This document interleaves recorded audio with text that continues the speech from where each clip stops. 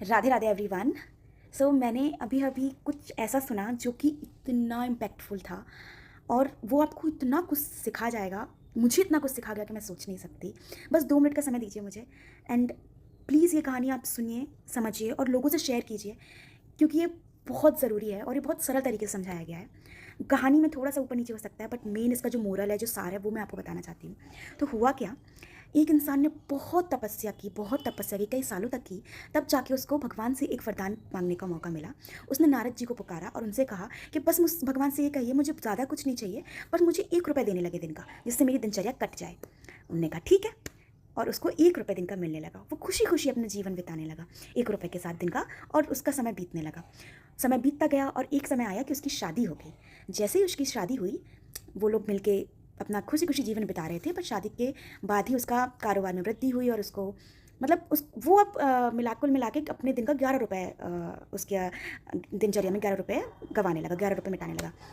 उसको लगा ऐसा तो नहीं विष्णु भगवान मुझसे गुस्सा हो जाएंगे, क्योंकि पहले तो मैंने 1 रुपये की बात करी थी, अब तो मैं 11 रुपये खर्च कर रहा हूँ।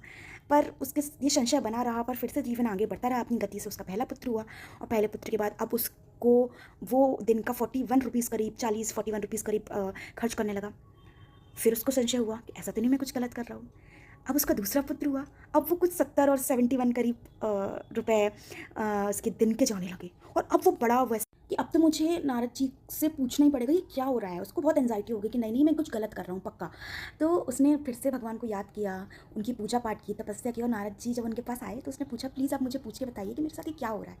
उन्होंने नारद जी से पूछा, नारद जी ने बोला ठीक है मैं तुम्हें बताता हूँ। तो विष्णु भगवान तक जब वो पहुँचे, उन्होंने विष्णु भगवान से सेम चीज़ बोली कि आपने तो उसको 1 रुपये का वरदान दिया था, अब तो वो 70 रुपये करीब खर्च कर रहा है दिन का, 71-70 रुपये। तो विष्णु भगवान ने मुस्कुरा के कहा उसकी किस्मत का तो एक ही था, उसकी किस्मत में तो 1 ही रुपये थे, पर उसकी पत्नी आई, वो अपने साथ 10 रुपये और लेके आई, तो वो दिन का 11 खर्च करने लगा। फिर उसका बच्चा आया, पहले बच्चा 30 रुपये लेके आया, तो वो 41 करीब खर्च करने लगा। दूसरे बच्चे के आते ही कुछ 70-71 करीब वो दिन का खर्च करने लगा। तो ये उसकी किस्मत का तो एक ही था, पर उसके साथ जो किस्मतें जुड़ी उनसे उसको मृत्यु हुई और वो उनकी किस्मत का भी उसको मिलने लगा।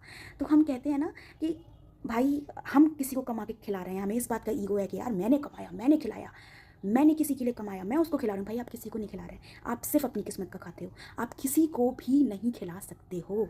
भगवान ने तुम्हारी किस्मत में तुम्हारा लेखा जोखा, तुम्हारा दाना पानी लिख के भेजा है, तुम उतना ही किसी को खिला सकते हो, अपने आप को खिला सकते हो। अगर तुम किसी का कर रहे हो तो ऐसा ना हो कि उसकी किस्मत का तुम खा रहे हो, ठीक है ना। अगर तुम्हारे घर में कोई काम नहीं कर रहा, तुमको इस बात का घमंड है, देखो वो तो कुछ नहीं करता, भाई हो सकता है तुम उसकी किस्मत का खा रहे हो, ठीक है। तो कभी इस बात का घमंड मत करना कि तुम किसी का कर रहे हो सकता है कि सामने वाला की किस्मत का तुम खा रहे हो।